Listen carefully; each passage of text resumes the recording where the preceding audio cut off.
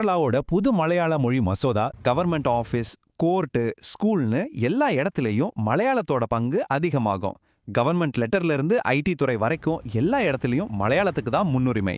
இது ஒரு முழுமையான மொழி கொள்கை மாற்றம்னு சொல்லலாம்.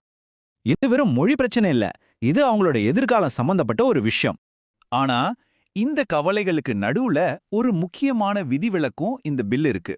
அதாவது மலையாளத்தை தாய்மொழியா கொண்டிராத மாணவர்கள் 9ஆம் 10ஆம் வகுப்புலயும் அதுக்கு மேலேயும் மலையாள தேர்வு எழுத வேண்டியது இல்லைன்னு ஒரு விலக்கு கொடுத்திருக்காங்க. இது சிறுபான்மையினரோட கல்வி சுமையை குறைக்கிற ஒரு நல்ல முயற்சி.